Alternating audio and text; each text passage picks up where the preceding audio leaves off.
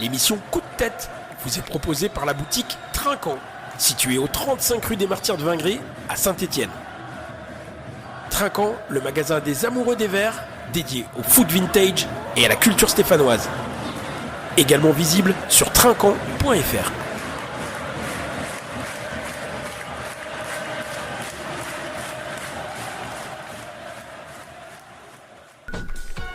Salut à vous, chers auditeurs. Bienvenue dans l'émission Coup de tête, l'émission Rock and Foot qui analyse et décortique l'actualité des Verts. Playoff Ligue 2. Saint-Étienne recevait vendredi dernier les Ruténois Rodez et ça s'est terminé avec une qualification des Verts pour les barrages. Et oui, score nul et vierge au bout de 90 minutes. On a souffert à Geoffroy Guichard et on va raconter comment nous on l'a vécu. Alors le nous, c'est Olivier. Salut à toi Olivier. Salut Marco, salut Eric. Et bien sûr Eric. Salut à toi Eric. Toujours vivant, toujours debout. Salut à toutes et à tous. Voilà, donc émission spéciale play-off, on va dire, un play-off et barrage, puisque donc on va revenir sur cette qualification face aux Ruténois dans cette émission. Il y aura des morceaux musicaux, alors je suis désolé, mais Rodez, on les avait affrontés il y a 2 semaines de ça, donc il y aura peut-être... des groupes qui seront redondants par rapport à l'émission d'il y a 2 semaines. Il y aura bien sûr une page altiligérienne, mais très courte, vraiment très courte page altiligérienne. Il y aura l'agenda, les verres à moitié pleins, verres à moitié vides. Et on terminera l'émission avec les fameux coups de cœur et coups de tête. Bref, 55 minutes d'émission de rock et de foot. Et on commence tout de suite par le résumé du match du week-end. Vous écoutez l'émission Coup de tête. Voici le match du week-end. Pour le deuxième play-off ASS Rodez en l'espace de 2 ans, Philippe Montagnier a opté pour le 11 suivant. Retour dans les cages de Larsonneur. Devant lui, comme face à Amiens, une défense constituée de gauche à droite de Hold, Bernauer, Le Cardinal et Apia. Au milieu, Gadekbekou, Kanté et Davitashvili dans la position habituelle de Boakier suspendu.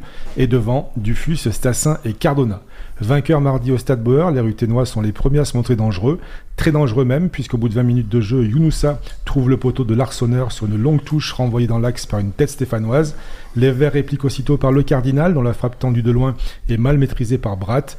Aucune autre occasion à se mettre sous la dent en première mi-temps, et au début de la seconde, c'est de nouveau Le Cardinal qui montre l'exemple, mais sa tête sur corner passe au-dessus. Si ses coéquipiers ont la maîtrise du ballon, l'adversaire, malgré la fatigue accumulée, montre le plus beau visage, et à 10 minutes du terme, est proche d'ouvrir le score, mais Benchama, pourtant en bonne position, ouvre trop son pied et manque le cadre. Dans le temps additionnel, Bratt démontre que son statut de meilleur gardien de Ligue 2 n'a rien usurpé, en réalisant une incroyable parade sur un tir à bout portant de Mouefek. 0-0, score final. Pour départager les 2 équipes, il faut donc recourir à la séance des tirs au but, une séance à laquelle participe Maubleu, spécialiste de l'exercice, entré en compagnie de Ferreira, juste avant le coup de sifflet final. Adossé au Cap Nord, Maubleu sort d'entrer le grand jeu, en repoussant les 2 premières tentatives de Magnin et Lipinski, tandis que Davitashvili et Stassin faisaient trembler les filets. Entame idyllique pour la SS, qui mène 2-0, mais voit Hold échouer après la réduction de l'écart par Jean Lambert. Saka, Ferreira et Arconte marquent, puis Mouefek a au bout du pied la balle de match qu'il manque. La série se prolonge avec la règle de la mort subite. Naguera, Benchama et Joly pour Rodez font mouche, si bien que les Stéphanois n'ont pas le droit à l'erreur. Dans un climat irrespirable, Nguessan, Kanté et Bernauer ne tremblent pas.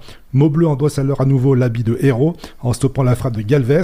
Sûrement grisé par cet arrêt, il prend la responsabilité de tirer pour la gagne, mais perd son face-à-face. Il se rattrape aussitôt en repoussant le tir de Laurent et Nadé finit le travail en propulsant le ballon au fond et les siens en barrage face à l'OGC Nice de Claude Puel.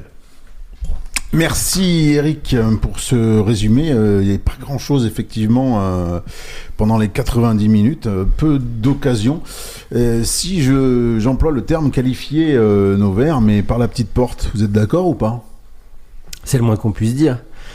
Parce que il a fallu aller au bout du suspense. On peut pas faire pire. On peut pas rajouter des matchs à cette saison interminable. Et même dans ce match, même la séance de tir au but a été interminable. Même avec 2 pénaltys d'avance, normalement, c'est gagné contre n'importe quelle équipe. Et bien, on a réussi à remettre les Ruténois en jeu. Donc non, ouais, évidemment, c'est par un trou de souris même, je dirais. Oui, je suis tout à fait d'accord. Donc, qualification par la petite porte face à une équipe de Rodez donc, qui avait joué quelques jours auparavant. J'ai trouvé qu'elle avait produit du jeu. Elle avait été vraiment intéressante, cette formation ruténoise. On pensait qu'elle baisserait de pied en fin de rencontre. Ça n'a pas vraiment été le cas, puisque c'est elle qui s'est procuré la première grosse occasion, même si Moefek a la balle de match, comme je l'ai mentionné dans le résumé. Mais oui, l'essentiel, c'était de se qualifier. On n'a pas vu beaucoup d'occasions. Et en fait, la soirée, malgré tout, était en émotion grâce à l'incroyable séance de tir au but. Les Verts, vous pensez qu'ils Forever. Ils ont été à la hauteur sur cette rencontre En première mi-temps, pas vraiment, hein, puisqu'on a surtout subi au niveau des occasions, Rodez est évidemment devant. Et on a tremblé à plusieurs reprises. Tu as parlé du poteau. Non, j'ai trouvé que, notamment dans la récupération du ballon, Rodez était largement supérieur. C'est-à-dire qu'ils arrivaient à surgir pour prendre la balle aux Stéphanois, ce que les Stéphanois n'arriveraient pas à faire pendant longtemps dans la partie. Ouais, il y avait la volonté de laisser venir l'adversaire avant de le prendre en compte. Ça n'a pas vraiment fonctionné. Donc en termes de jeu, on n'a pas eu grand-chose à mettre sous la dent, puisque le Stéphanois le plus dangereux, ça a été le Cardinal, donc c'est tout dire, qui a joué sur une jambe une nouvelle fois. Mais après, ouais, ils n'ont pas été au rendez-vous, les Verts. Ils n'ont pas fait la prestation qu'on attendait d'eux, mais encore une fois, le plus dur a été fait avec cette qualification arrachée au bout de la séance de tir au but. Ouais, c'est pas évident de garder quelque chose de positif suite à cette rencontre. Effectivement, toi, tu as cité la prestation de le Cardinal. Olivier, qu'est-ce que tu gardes de positif sur les 90 minutes des Verts vendredi dernier ? De ne pas avoir encaissé, ouais. Parce que vu notre propension à se créer des occasions très faibles, si on avait encaissé un but, je suis pas sûr qu'on ait trouvé les ressources pour revenir. Donc non, qu'est-ce que je peux... Oui, la solidité défensive avec le retour de le Cardinal, avec le retour de Kevin Pedro aussi, hein, qui fait du bien. Puis un milieu de terrain qui il n'y a pas eu vraiment de gros retours. On attend Tardieu avec impatience. Non, je retiens la solidité défensive pour répondre à ta question. L'absence de Boaké aussi on n'est pas habitué, hein, parce que il est vraiment le dénominateur de ce milieu de terrain depuis le début de saison, et cette fois-ci il était suspendu. Donc il fallait bricoler sans lui, et donc Gadet Bécou était aligné dans le milieu. Et moi, Gadet Bécou, par exemple, par rapport au match précédent, j'ai trouvé un petit peu plus à son aise, parce que c'était face à Amiens, même si on l'a largement emporté, j'ai trouvé qu'il était à la peine. Là, sur ce match, ça allait mieux, quoi. On aurait pu s'attendre à une titularisation de Moefek. J'ai trouvé qu'il a fait l'entrée tonique, puisqu'on parle des bonnes nouvelles samedi. Il n'y en a pas eu beaucoup, mais c'était très intéressant, j'ai trouvé. Et puis après, oui, Boaké est suspendu, donc c'est Davitashvili qui a joué dans sa position. Je crois qu'il joue comme ça en sélection de Géorgie, mais bon, il n'a pas vraiment été à son avantage les rares fois qu'on l'a vu aussi décrocher en cette position de numéro 10. Puis en deuxième mi-temps, il a retrouvé sa position préférentielle, mais on ne l'a pas plus vu. Je n'ai pas trouvé très dangereux le Géorgien. Ouais, c'était une formation aussi. Ce qu'on peut retenir, c'est que on avait une formation assez offensive, et malgré ça, on n'a pas encaissé. C'est vrai que c'était osé, hein, de la part de Montagnier de mettre 4 joueurs à vocation purement offensive, hein, peut-être pour justement gêner les Ruténois, les laisser un petit peu dans leur camp. Et pourtant, ça n'a pas fonctionné. Et ça n'a pas fonctionné au niveau des occasions, mais on peut souligner le fait de ne pas avoir peur, tu vois, de ne pas se dire allez, on va blinder la défense. Moi, j'ai trouvé ça bien. Et puis le changement aussi, c'était compliqué, c'est parfois compliqué à voir, mais il y a eu plusieurs changements de stratégie. On est passé du 4-2-3-1, c'est ça, à un 4-4-2, après 4-3-3. Il y a eu plusieurs orientations tactiques différentes qui n'ont pas vraiment donné grand-chose, mais surtout parce que on a eu je trouve un Cardona et un Stassin un peu en dedans par rapport à d'habitude. J'ai dit samedi, c'était vendredi, bien sûr qu'on a joué. On s'y perd dans les dates. Oui, pas On évident. joue tous les jours. Ouais, pas loin. Oui, justement, mais pourquoi on a assisté à aussi peu d'occasions? Est-ce que l'enjeu tue le jeu? Ouais, il y avait pas mal de tension, c'est sûr, hein, parce que là, pour les Verts, tu vois, en fin de saison, on voit plein de clubs où les supporters rentrent sur le terrain et tout ça. On n'était pas loin de ça à Saint-Etienne si jamais il y avait eu un effondrement et si on avait pris 2 buts, tu vois, je pense que ça aurait été chaud dans les tribunes. Donc cette tension, mais vous êtes mieux placé que moi pour le dire, il y avait une tension palpable, je pense. Et heureusement, les Ruténois ont été un peu moins à leur aise que chez eux. Alors peut-être c'est nous qui avons remonté notre niveau de jeu, mais j'ai trouvé quand même que alors je sais pas si c'est le fait d'avoir joué quelques jours avant, mais je les ai trouvés un peu moins en verve offensivement, les Ruténois. Heureusement, donc l'enjeu tue le jeu. Ça fait quelques matchs malheureusement que je sais pas si c'est ça, mais c'est vrai qu'on se crée malheureusement peu d'occasions. Face à Amiens, on s'est créé des occasions. Oui, tu vois. on met le match d'Amiens entre parenthèses parce que. Mais c'est vrai, si on met cette rencontre face à Amiens, ça fait bien 2 mois que offensivement, le bas blesse. Donc, comment expliquer cette attaque qui est inoffensive? Parce qu'on l'a bien vu, Stassin, on l'a pas vu du match. Je dis on l'a bien vu, mais Stassin, on l'a pas vu. Il donne un bon ballon à Cardona sur la droite à un moment donné. Ouais. Mais bon, en dehors de ça, c'est vrai qu'on a peu vu. Alors, on a toutes nos forces offensives en dehors de Baquet qui est suspendu, mais Stassin, Dufus, pareil, très décevant. Dufus. Titulaire, et puis ça n'a rien donné du tout. Et David Ashvili, moins influent que d'habitude aussi. Le jeune Nguessan, chaque fois qu'il rentre, ça fait 2 fois qu'il rentre, totalement transparent. Par contre, il a fait preuve de beaucoup de sang-froid sur le tir au but. Oui, mais en dehors de ça. Non, mais Nguessan, il a rien à faire sur la pelouse de Geoffroy Guichard. Ça fait 5 fois que je le vois. C'est bon. Il montre absolument rien. Il n'a pas le niveau. C'est aussi simple que ça. Pour l'instant. Moi, je l'ai vu même avec le maillot de l'équipe de France pour la Coupe du Monde des 17 là. Même là-dessus, quoi. Il a loupé des. Par contre, celle d'avant, énorme. Juste avant le début de saison, là, il avait fait une campagne avec l'équipe de France où il avait planté but sur but alors qu'il est surclassé. Il joue avec Aymar. Ouais, mais après, moi, c'est ce que j'ai vu. Techniquement, il est vraiment pour sa génération, c'est un phénomène. C'est vrai qu'on a une incroyable force offensive. J'ai du mal. Pour sa génération. Ouais, mais j'ai du mal même. Le mot phénomène, sur tout ce que j'ai vu, ses prestations. Parler de phénomène. Mais bien sûr, pour sa catégorie d'âge, il est extrêmement jeune. Ça fait plusieurs fois les joueurs les plus fiables sont les joueurs défensifs, la charnière centrale en particulier. Ouais, alors tu parlais de pourquoi. Peut-être que, alors qu'il y a un chien qui hurle à la mort à côté de nous, faut pas être. J'espère que c'est pas un signe. Ouais. Faut pas être superstitieux. Donc le fait que Stassin et David Ashvili derrière lui, peut-être qu'on lui avait donné la consigne de moins décrocher. Et moi j'aime bien quand il décroche parce que c'est lui qui crée justement du mouvement, un peu moins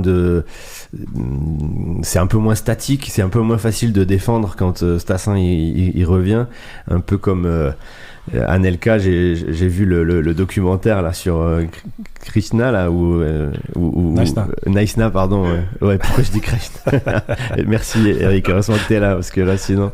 Et vous voyez Domenech qui engueule Anelka parce qu'il décroche, parce qu'il jouait comme ça. Et il voulait absolument qu'il reste devant, et des fois rester avant-centre dans la plus pure tradition des avant-centres, c'est facile à défendre et c'est parfois un peu ça rend un peu l'attaque un peu trop prévisible. Stassin qui a appris dans les heures précédant la rencontre qu'il serait pas en sélection aussi. C'était pas un bon signe, ça. Pour la Coupe du Monde. Moi, j'étais déçu de l'animation de jeu au cours de cette rencontre, notamment donc des Verts. Effectivement, cette attaque plus qu'inoffensive. La première période, ils n'ont pas frappé au but. Moi, le Cardinal de loin. Voilà, mais c'est tout. Mais je parle des attaquants. Ah oui, personne. Il y a absolument rien. Et ce qui m'a fait mal, c'est la vitesse de jeu. la vitesse de jeu qui fait souvent la différence.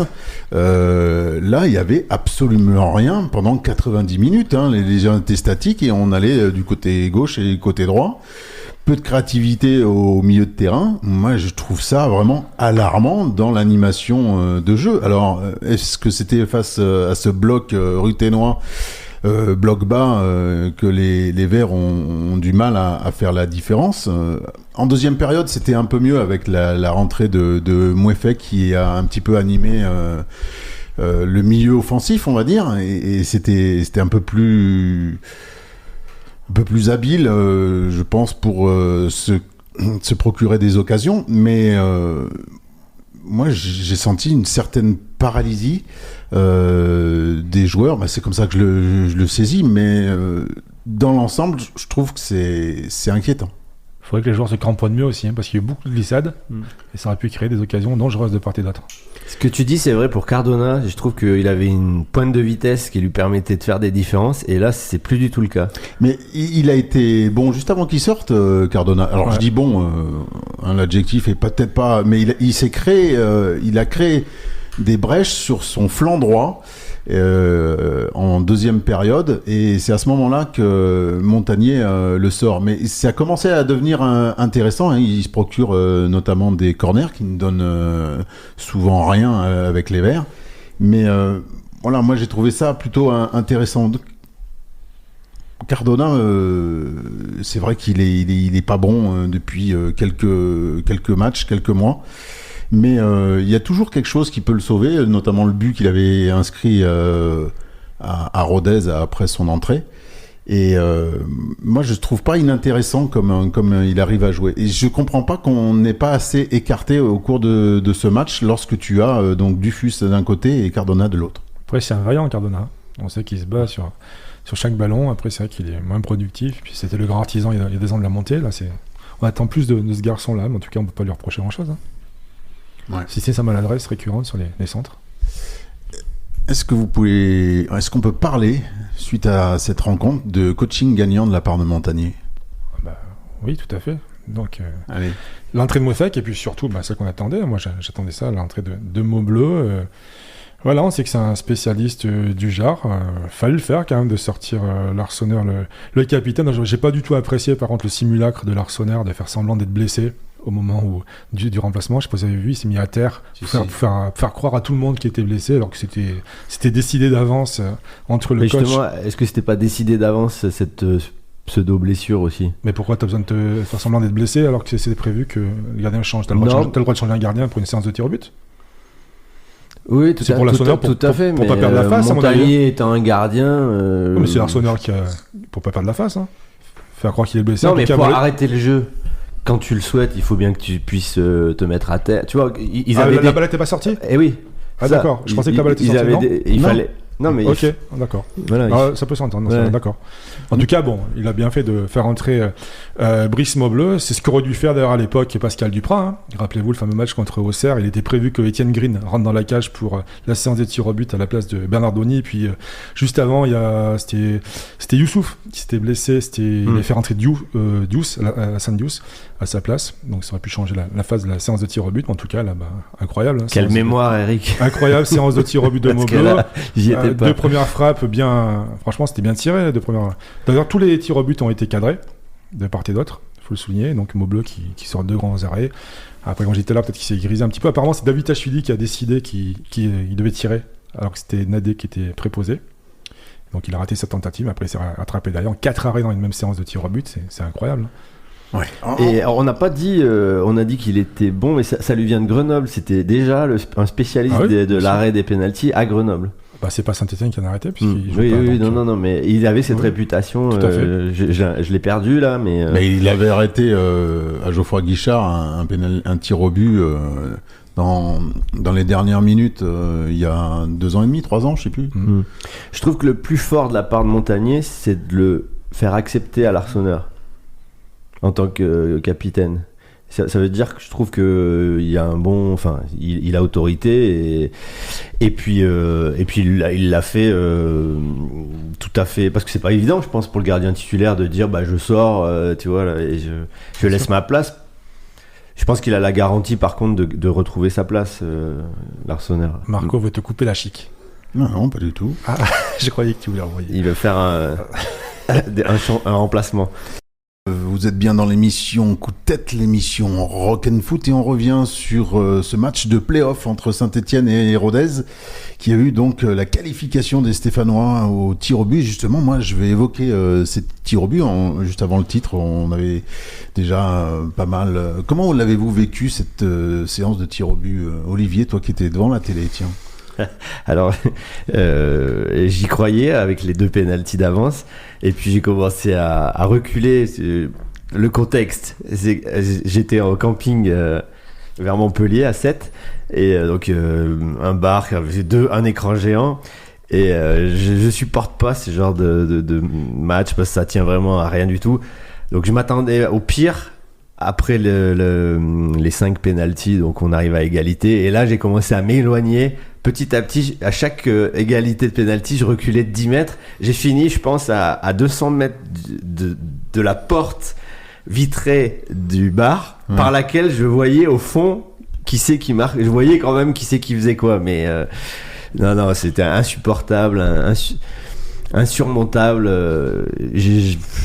Enfin voilà, c'est jouer ta saison là-dessus, c'est vraiment n'importe quoi. Il faut vraiment que Kilmer il se prenne en main pour qu'on ne arrête de vivre ça tous les 2 ans. Eric, t'as déjà connu des séances de tir au but à Geoffroy Guichard. Bon, le dernier qui nous avait fait mal, c'était Auxerre, il y a 3 ans de ça, mais moi je raconterai, mais toi tu en as vécu aussi des... Une séance épique comme ça qui s'est mise sur le score de 7-6, la dernière fois c'était contre Lille, il y a 13 ans en Coupe de la Ligue, avec le raté de l'ancien Lyonnais.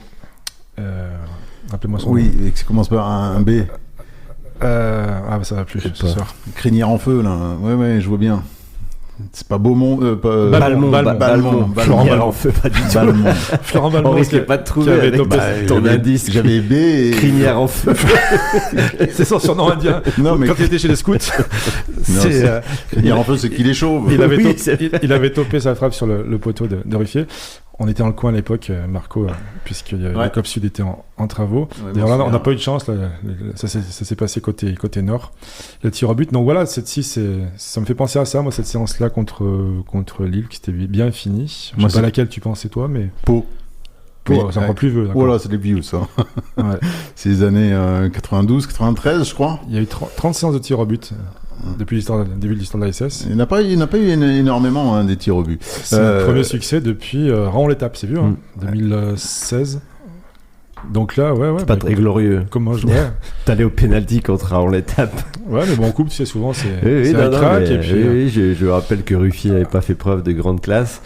Après, comment je l'ai vécu, comme toi, un petit peu par tous les états, tu mènes 2-0, tu dis, voilà, c'est quasiment plié, et puis ça revient à 2-1, et puis tu rates 2 balles de match, et puis en face, tu dois en sauver 3, quoi. C'est pour ça que j'ai dit, un petit peu surpris au départ, parce qu'il y a quand même des joueurs, des spécialistes, des joueurs offensifs qui étaient sortis, comme Cardona, Dufus, donc forcément, ils pouvaient pas tirer. Moi, je pensais que Ferreira, par exemple, qui allait rentrer, donc lui, j'avais pas de doute s'il rentrait, donc c'était pour effectuer un des tirs au but, mais par exemple, Bernauer, je pensais qu'il serait dans les 5 premiers.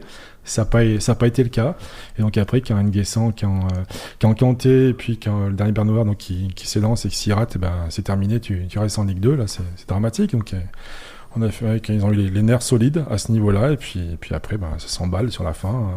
Quand Maubleu se met à tirer. Donc ça aurait été encore plus le héros déjà qu'il l'a été. Il le restera quoi qu'il arrive. En plus, il avait marqué le tir au but vainqueur.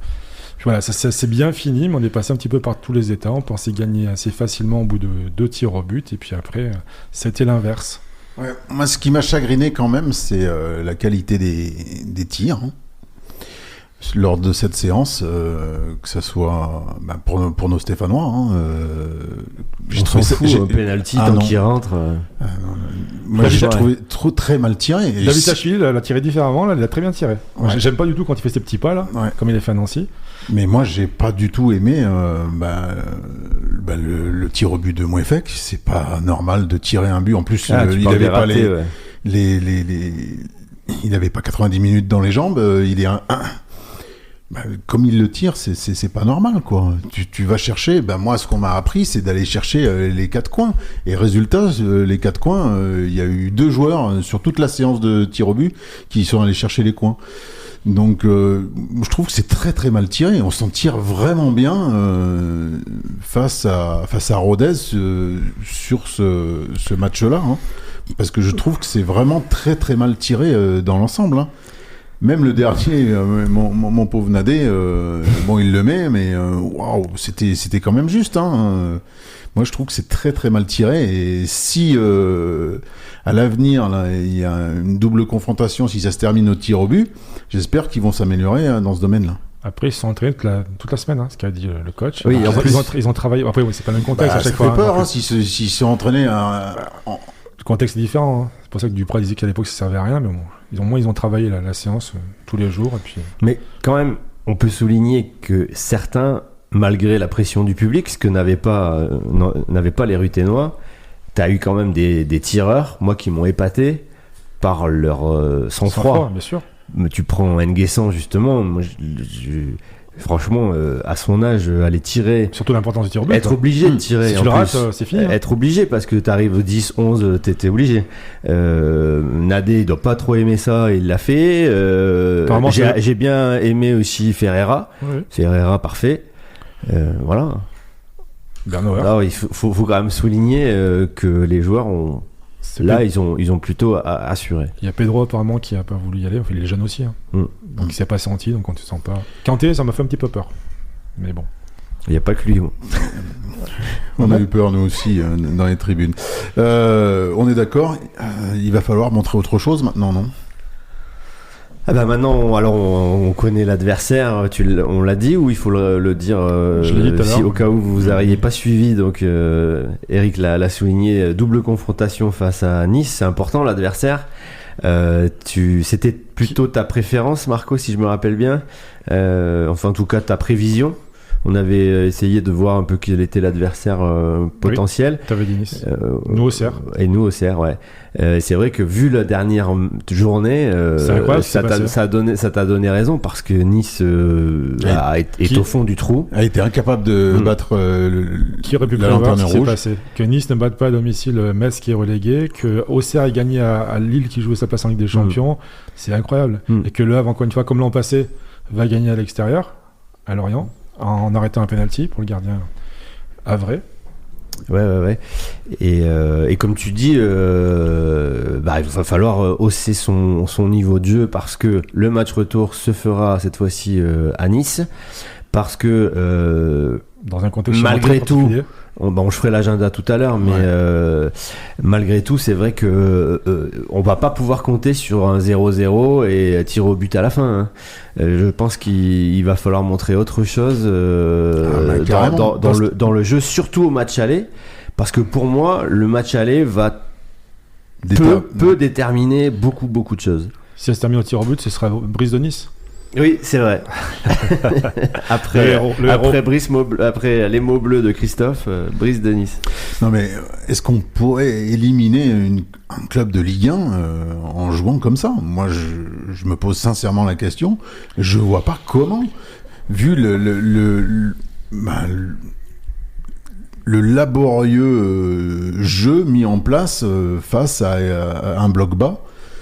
Je me pose des questions. Ça va être très très compliqué, hein. On n'a pas vu nos 3 attaquants tout le match, hein. Nice a quelques individualités, mais ils sont au fond du trou. Vendredi, ils jouent la finale de Coupe de France, donc ils vont consentir beaucoup d'efforts, donc ils vont laisser beaucoup d'énergie, je pense. Donc il y a aussi de grandes chances que Lens l'emporte. En tout cas, on le souhaite tous. Donc après, dans quel état d'esprit ils seront dès mardi pour batailler face à une Ligue 2 à l'extérieur. Ça va être compliqué aussi pour les Niçois, hein. Oui. Non, mais on parlera de Nice après, peut-être. Pour Saint-Etienne, je me rappelle en Ligue 1, ce qui nous avait vraiment été préjudiciable, c'était notre défense. Autant en attaque, on arrivait parfois à marquer des buts, mais contre plein d'équipes, on a encaissé.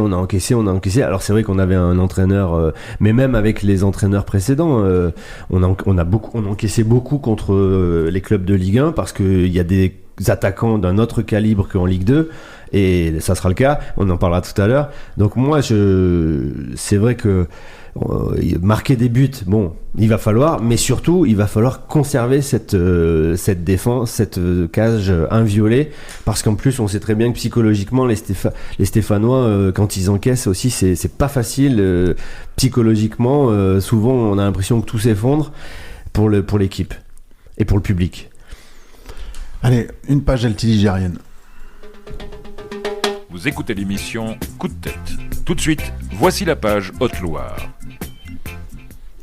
En Haute-Loire, le Puy-Foot dans le championnat de national. Dernière journée de ce championnat, le Puy-Foot terminait son exercice en se déplaçant au Stade Bonal à Sochaux, un Stade Bonal plein à craquer et acquis à la cause locale, puisque Sochaux devait valider leur montée directe en Ligue 2, soit par un match nul, soit par une victoire. Donc il y avait plus de 20 000 spectateurs pour supporter cette équipe sochalienne. Avant la rencontre, le coach Pono, Stéphane Diech, affichait la volonté de conclure la saison avec une belle image, malgré un classement déjà figé pour les ciels et blancs à la 7e place. Dominé dans l'engagement et dans l'envie, les protégés donc du coach Pono, qui n'avait absolument plus rien à jouer au coup d'envoi de cette rencontre, ont subi les assauts des Lionceaux à l'image de l'ouverture du score, une magnifique action collective conclue par Bountaou sur un service millimétré de Bagdadi à la 32e minute de jeu, 1-0 pour les Sochaliens à ce moment-là. Un résultat assez logique, tant les hommes du coach Vincent Ognon, qu'on connaît bien, ont dominé les premières minutes de la rencontre. Heureusement pour les Poneaux, il y avait un certain Carvalho qui réalisait des miracles dans les cages en intervenant par 2 fois devant Djoko. Et il faut souligner que dès la première minute de la partie, le portier sortait un arrêt réflexe face à l'attaquant, puis il intervenait rapidement pour arrêter une nouvelle tentative du Sochalien à la 20e. Entre-temps, les Poneaux avaient essayé de réagir, notamment par Esmel, mais malgré une belle combinaison avec Clément Rodriguez, la frappe du milieu de terrain venait buter sur le gardien local Alexandre Pierre. Hormis cette situation, les coéquipiers de Marvin Adélaïde ont eu bien du mal à exister dans ce premier acte, parfaitement pressés par des Lionceaux poussés par leur public. Et après une nouvelle intervention de Carvalho devant Bountaou, Benjaloud Youssouf venait enflammer un peu plus le stade Bonal avec une frappe lointaine qui venait se loger dans la lucarne d'un gardien Pono impuissant à la 40e minute de jeu, 2-0. Donc 2-0 à la mi-temps. Et alors que le scénario du match perdu contre Fleury semblait se reproduire, c'est tout le contraire qui se passait en seconde période.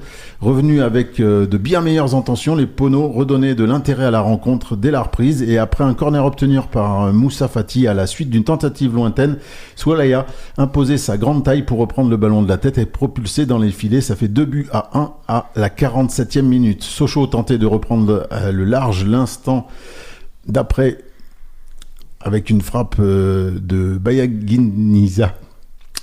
Mais cette dernière échouait à quelques centimètres du poteau gauche de Carvalho. Plus en jambes et davantage entreprenants, les Poneaux arrivaient mieux à gérer les Sochaliens, dominateurs mais moins dangereux. Les joueurs du Doubs s'en remettaient au coup de pied arrêté pour apporter du danger sur le but Pono, avec un joli coup franc de l'Intnab Boutaou. Mais libérés de toute pression, les hommes de Stéphane Dief prenaient confiance. Et alors que les supporters sochaliens faisaient la hola dans le stade, Marvin Adélaïde venait refroidir l'ambiance de Bonal. À la réception d'une merveille de centre d'Akal, le buteur Pono plaçait sa tête à la perfection pour égaliser à la 75e minute de jeu. Et malgré l'expulsion pour un second carton jaune d'Esmel, les coéquipiers de Maël Zogba parvenaient à tenir le score pour empocher le point du nul et terminer leur saison d'une belle manière pendant que le public envahissait la pelouse pour fêter la montée en Ligue 2 de Sochaux. Voilà, promu au jeu ambitieux mais peu récompensé au départ, cette équipe du Puy-Foot termine finalement cet exercice avec une crédible 7e place et le sentiment d'avoir posé des bases solides pour l'avenir, c'est-à-dire la Ligue 3. Les hommes de Stéphane Dief auront longtemps regardé vers le haut du classement avant de manquer un petit peu de constance dans le sprint final. Mais une belle saison de la part des Poneaux. Moi, je me suis régalé. En plus, qu'on pouvait visualiser ces rencontres sur YouTube les vendredis soirs. C'était un régal. Le seul bémol, c'est que j'ai appris aujourd'hui que Moussa Fati, avec ses grandes touches et qui a énormément apporté en fin de saison, il est sur le départ. Voilà, je regrette parce que c'est un joueur que j'appréciais. Alors, est-ce qu'il sera en niveau supérieur? Je sais pas, mais il a dit qu'il quittait la Haute-Loire. Voilà pour le championnat de national. Les autres championnats R1 et R2, il y a eu non, il n'y a pas eu de rencontre. Par contre, il y a eu des coupes de la Haute-Loire. Et ce week-end, c'était la réserve du Puy qui se déplaçait à Voray. Et la réserve du Puy l'a emporté 3-1 sur le terrain des Verts et Blancs de Voray. Il faut savoir que la finale, ça sera donc Espali contre la réserve du Puy. Et ça se jouera début juin, il me semble. Voilà pour l'actualité. Il y a eu des finales aussi de Coupe de Haute-Loire concernant les U15 et les U18.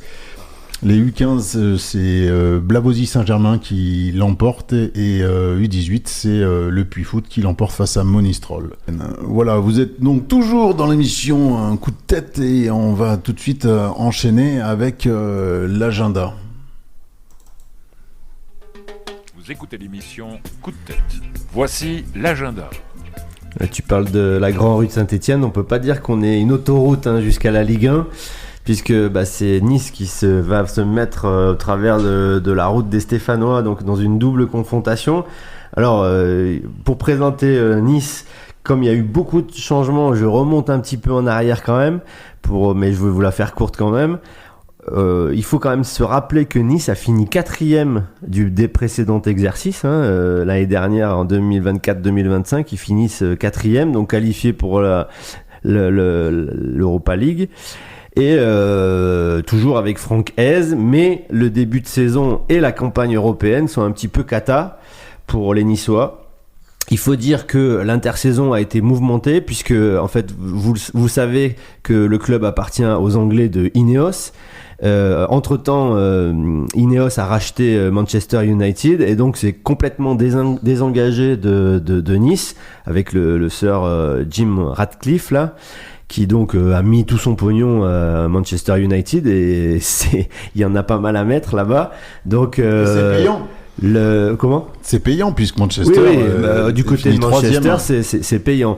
Par contre, pour Nice, donc il a fallu recomposer le projet totalement, puisque par exemple, ils ont remplacé Laborde, qui marquait à peu près 10-15 buts par saison, par Kevin Carlos, qui n'a toujours pas mis un seul but, tu vois. Et puis tu vois un petit peu le déclassement de ce club parce que tu remplaces un pseudo international par un illustre inconnu. Donc pour Nice, c'est sûr que ça n'a pas été facile cette saison. Ils ont essayé mais avec la campagne européenne, c'était d'autant plus difficile. Il y a eu une incompréhension complète entre Franck Hez et les joueurs, je pense, une sorte de ras-le-bol mutuel, et donc ce qui a donné au mois de décembre le limogeage de Franck Hez, remplacé donc d'abord à la présidence. Il y a eu un changement, c'est-à-dire que les anciens Jean-Pierre River et Maurice Cohen sont venus à la rescousse alors qu'ils avaient dit jamais plus je reviendrai. Donc ils sont revenus pour sauver un peu le club, donc on a rappelé les vieux là. Et on a rappelé aussi le vieil entraîneur, puisque on va dire que l'ancien Stéphanois Claude Puel est passé par Lille, donc il a été rappelé un peu à la rescousse. Lui non plus avait pas forcément décidé de reprendre le terrain des entraînements. Et puis il a accepté. Au début ça a été un petit peu mieux, mais rapidement il y a eu des gros trous dans la saison, et puis voilà, ils finissent la saison donc antépénultième, c'est comme ça qu'on dit, donc et ils jouent les barrages donc contre Saint-Étienne. Alors 10 derniers matchs sans victoire. Ouais, 10 derniers matchs sans victoire. Il y a une sorte de torpeur des joueurs qui sont pas du tout au niveau qu'on les a connus. Le plus bel exemple, c'est Jonathan Klaus, qui était international l'année dernière. Encore que lui, quand il joue, il maintient à peu près son niveau. J'ai oublié de dire un truc dans la saison de Nice, c'est que quand ils sont revenus de leur dernier match de campagne européenne ou l'avant-dernier, les publics les attendaient et il y a eu un gros souci avec 2 joueurs notamment, c'est-à-dire que ils se sont fait chahuter par le public à l'arrivée à l'aéroport et 2 joueurs ont quitté le navire depuis et ça a fini d'un petit peu de plomber l'ambiance. Puisque je parle du public, il faut souligner que le public a envahi la pelouse juste avant la fin du match ce week-end. Donc on est en attente aussi d'un huis clos. Ça aussi pour préparer la double confrontation. Et en plus de ça, Ferrarissime, les présidents sont favorables à un huis clos. Ça veut dire qu'on a très peur du côté de Nice des réactions du public qui est assez chaud, le public niçois, mais on est bien placé pour le savoir. La brigade. À Saint-Étienne, quand ils venaient à Saint-Étienne, c'était toute une histoire. Et donc voilà, il y a des problèmes à tous les étages. Et puis surtout, une espèce de torpeur dans cette équipe qui fait vraiment peur. Elle a pu se réveiller lors des matchs de Coupe de France. Il faut souligner qu'elle est en finale de la Coupe de France contre Lens. Alors, sur le papier, ce match, ça peut être vraiment une cata, parce que Lens arrive lancé. Il faut rappeler que Nice avait éliminé la SS. Nice a éliminé la SS lors d'un match à oublier. À huis clos, déjà. Et déjà à huis clos, tout à fait. Donc, ils ont un petit ascendant. Et sur les matchs de coupe, un match de barrage, ça peut s'assimiler à un match de coupe. Faut se méfier parce que c'est quand même un club qui est dimensionné pour la Ligue 1, qui a un budget de 2 fois supérieur à celui de Saint-Étienne. Faut pas l'oublier quand même. Et de votre côté, est-ce que vous retenez des points forts ou des points faibles ? Les points faibles, c'est vrai que c'est une équipe qui est au fond du trou. Tu as parlé de torpeur, c'est le mot exact. Des individualités qui ne donnent pas forcément satisfaction. Tu as parlé de Jonathan Klaus, il y a aussi un bon joueur, Morgan Sanson par exemple. Eli Wahi qui a fait le plus grand bien, mais qui devrait être suspendu à Geoffroy Guichard, si c'est confirmé, puisqu'il a pris un nouveau carton jaune lors de la dernière rencontre. Et en ce qui concerne les Verts, donc on va récupérer Boaké, mais je pense qu'il va falloir qu'il y ait une dérogation de la part de la FIFA, parce que comme la Coupe du Monde approche, normalement la FIFA avait ordonné au club de libérer les joueurs sélectionnés pour la Coupe du Monde avant le 25 mai. Or nous, on joue le 26 et le 29. Donc j'espère qu'on va pouvoir compter sur Ben Holt en particulier. Et puis éventuellement, je ne sais pas si la liste du Ghana est tombée, mais il y a Boaké et Boaké, Annan, pour l'instant, il n'était pas dans la liste. En tout cas, Ben Holt, je pense qu'il y aura une dérogation, Ben Holt, puis c'est pas prévu que cette rencontre se déroule la semaine prochaine. Après, comme tu l'as dit, Eric, on les a joués cette saison en Coupe de France et on a été éliminés 2-1. Et ils n'ont pas forcé les Niçois pour nous battre parce que on a montré très très peu de choses à l'Alliance Riviera. C'était juste avant Papa Noël, là. Et à la fin du match, Jabert et puis David Achvili avaient dit qu'on avait le niveau de Ligue 1. Oui, je me souviens, c'était très risible, très très très risible. Mais moi j'avais senti que Nice ne faisait très peu d'efforts et en faisant peu d'efforts, ils sont qualifiés logiquement. Donc moi j'avais trouvé ça inquiétant de la prestation des Stéphanois parce que j'avais trouvé cette équipe niçoise pas très forte et qui n'avait pas élevé son jeu. Donc on va se méfier, on va retrouver notre ami Claude Puel à Geoffroy Guichard, ça sera mardi prochain, donc il n'y aura pas d'émission, on sera au stade évidemment. Donc ça sera 20h45, c'est sur les chaînes de Bein, il me semble. Et le match retour, donc huis clos ou pas huis clos, aura lieu le vendredi soir à 20h45 également. Alors, est-ce que vous préférez, vous, que ça soit à huis clos ou le dimanche, non Vendredi. Le vendredi. La veille le 29. de la finale Ligue des Champions. Mardi, vendredi. Vendredi. D'accord. C'est une double confrontation qui est très tendue en tribune. Le retour de Claude Puel va être houleux. Donc les Niçois vont très certainement être interdits à Geoffroy Guichard. Les Stéphanois, quand il arrive, interdits à Nice. Alors, tu parles du huis clos. Pour moi, à titre personnel, ce serait dramatique. J'espère, la décision sera rendue demain. Moi, j'espère un huis clos partiel, c'est-à-dire un huis clos pour la tribune des Ultras qui ont envahi la pelouse. Et j'espère qu'on va pouvoir, nous, les Stéphanois qui veulent faire le déplacement neutre, pouvoir y aller, passer quand même sûrement le match de la montée. Donc rater ce match-là, franchement, ça ferait très très mal au cœur. Donc j'espère qu'il n'y aura pas du tout d'un huis clos total, mais un huis clos partiel. Bon, de toute façon, ça ne nous appartient pas, mais j'ai vu traverser dans les deux sens le terrain. C'est bizarre, il y a quand même des gens qui ont compris qu'ils étaient en train de faire n'importe quoi, et puis que ça pouvait coûter des points aussi pour l'année. Enfin, je sais pas, il y a eu un mouvement de foule. C'est pas comme à Nantes où tu vois, c'était volant. Si, ça venait que de la brigade. Ouais, ils ont traversé. Ils sont traversés, après ils sont revenus. Hein. D'accord. Non, j'ai regardé tout ça. Bon, ok. Allez, on enchaîne avec les coups de cœur. Vous écoutez l'émission Coup de tête. Voici les coups de cœur. Alors, pas beaucoup de coups de cœur cette semaine. Un coup de cœur bien sûr pour Brice Maubleu, le héros de la séance de tir au but avec 4 arrêts, une séance folle, comme on l'a dit tout à l'heure, avec 2 balles de match manquées et puis 3 sauvées. La soirée était riche en émotions, comme tu l'as évoqué tout à l'heure, Olivier, la dernière journée de Ligue 1. Et puis enfin, j'ai fait une exception à mes principes, un coup de cœur hors ASS, même s'il aurait pu endosser le maillot vert, pour Antoine Griezmann qui a fait ses adieux à Madrid et à l'Espagne. Adios Grisou.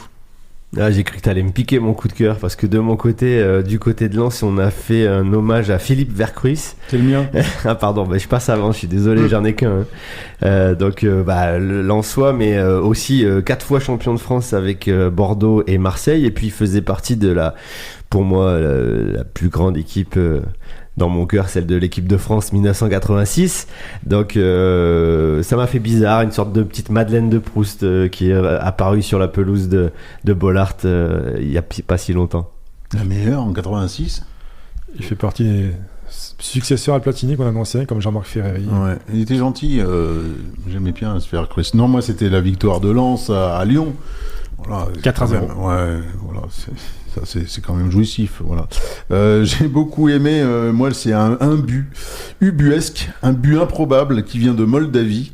Je sais pas si vous l'avez vu tous les deux, mais incroyable. Une frappe en fin de compte qui a 6 mètres, qui va à 6 mètres du poteau droit du gardien, et ça touche un joueur à terre qui est blessé, et ça touche son épaule et ça le détourne en fin de compte dans la lucarne. Ça lobe le gardien. Incroyable. J'ai trouvé ça magnifique. Donc voilà, et j'ai beaucoup aimé ce week-end le match fou entre Strasbourg et Monaco. Strasbourg qui était mené 4-1 et qui l'emporte 5-4. Ouais. Non, voilà, ça c'est un pur régal pour ce jeu qu'on appelle le foot. Allez, on enchaîne avec les coups de tête. Vous écoutez l'émission Coup de tête. Voici les coups de tête.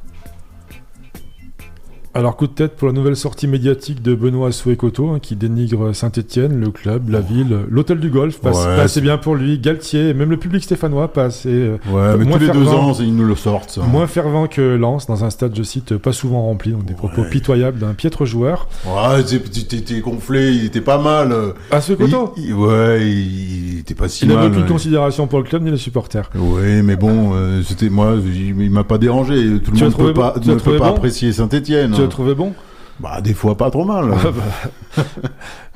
Pour les envahissements de terrain, on a parlé donc lamentable à Nantes où le match était définitivement arrêté, à Nice suite à la place de barrage de l'équipe. Une équipe peut plus être reléguée sans que les ultras ne causent d'incidents. On est bien placé pour en parler à Saint-Etienne en 2022. Bastia récemment. Donc, et puis des incidents à Nice, on vient d'en parler, qui pourraient coûter très cher et conduire à un huis clos lors du barrage retour, ce qui serait dramatique pour les supporters stéphanois. Coup de tête pour la remarque qu'on entend qui revient de temps en temps, comme quoi Saint-Etienne serait le PSG de la Ligue 2. Donc ça fait plusieurs fois que j'en reparle, et là j'ai quelques chiffres, donc je vais vous en faire part. Il faut quand même savoir que si on voulait comparer au PSG, il faut savoir que le PSG a un budget 3 fois supérieur à celui de Monaco, qui est le 2e budget, alors que celui de Saint-Etienne, il est même pas le premier de Ligue 2, puisque Reims a un budget de 10 millions supérieur à celui de Saint-Etienne. Donc quand ça commence à aller mal, on nous ressort toujours le PSG de la Ligue 2, c'est n'importe quoi. Il faut savoir aussi que par exemple en Ligue 2 anglaise, la quasi-totalité des clubs ont un budget supérieur à celui de Saint-Etienne, et je l'ai dit tout à l'heure, Nice, l'équipe contre qui on va jouer, a un budget 2 fois supérieur à celui de Saint-Etienne. Ok, mes coups de tête, Stassin à la fin de la rencontre face à Rodez, j'ai pas compris. Je me demande s'il a pas nargué les Ruténois. Je pense qu'il a pris une remarque pendant le match et puis au coup de sifflet final. Ouais, j'ai pas trouvé ça très classe de sa part. Le Bordeaux qui ne monte pas, qui va rester en National 2 suite à un match nul face à Avranches, 3 buts partout. Et c'est bien dommage. West Ham qui prend la direction de la division 2 anglaise, donc West Ham relégué, ça me fait mal. Je reste en Angleterre. La finale de Ligue des Champions entre Paris et Arsenal ne sera pas diffusée en clair au Royaume-Uni. Ça faisait plus de 30 ans que c'était pas arrivé, mais je trouve que ça prend des proportions, donc il faut absolument s'abonner pour visionner la finale. Je trouve ça un petit peu grave, quoi. Et puis j'ai pas aimé la séance de tir au but parce que j'ai trouvé qu'ils étaient passés à côté, mais que ce soit d'un côté comme de l'autre. Un penalty, ça se tire correctement. Point barre. Ils étaient bien tirés, Marco. Non, ils étaient pas Tous bien tirés. cadrés. Non. Et les Verts l'emportent à la fin. C'est pas bien tiré. Que demande de tout peuple. ça, c'est pas bien tiré. Oui, l'essentiel c'est que les Verts joueront donc face à Nice pour les barrages. Mardi prochain et vendredi mardi prochain, ça sera à Geoffroy Guichard. On se retrouve donc dans 2 semaines pour analyser, j'espère, la montée en Ligue 1 de nos Verts. D'ici là, allez les Verts, ciao ciao. Bonne semaine, allez les Verts. L'émission Coup de tête vous a été proposée par la boutique Trinquant, située au 35 rue des Martyrs de Vingré à Saint-Étienne. Trinquant, le magasin des amoureux des Verts dédié au foot vintage et à la culture stéphanoise. Également visible sur trinquant.fr.